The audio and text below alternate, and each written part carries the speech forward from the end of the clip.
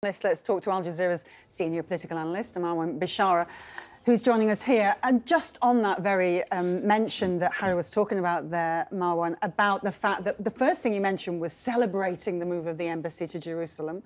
The fact that he didn't reach out for any kind of dialogue with the Palestinians doesn't bode well that this new Secretary of State is going to bring future harmony to the particular region. Absolutely, and especially as diplomats.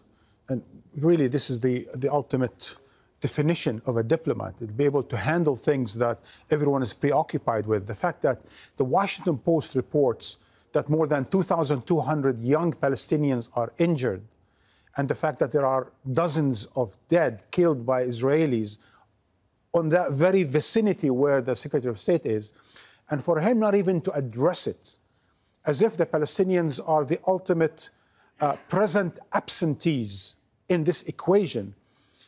At the same time, he's listening to Prime Minister Netanyahu speak of how the common values of the United States and Israel is freedom and democracy. Certainly the Palestinians will not agree with this. The fact that they are incarcerated, occupied, repressed, and shot at and killed certainly does not bode well with diplomacy. And with all that's going on in the Middle East at the moment, all the talk is about Iran. Every sort of decision to go and to talk to the various leaders in the Middle East that Mike Pompeo has made in the last 2 days is focused on Iran. Why is it suddenly this is the main focus to the detriment of everything else? You know, whenever any new administration comes in, they tend to focus on one major overarching global topic or enemy or axis of sort in the region. For the Trump administration, it's Iran. And hence, everything else, all the ducks will have to line up for that very particular axis, which is the United States versus Iran, good versus evil, democracy against Islamic fundamentalism, the forces of stability and peace against the forces of violence and instability, and so on and so forth.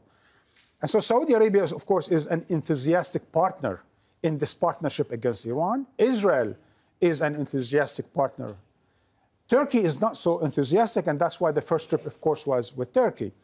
And then you have a whole bunch of other potential partners that are hesitant, like Jordan, like Qatar, like Egypt, and so on and so forth, where I think the United States needs to bring together in this axis. And as I said, this is not, of course, a first.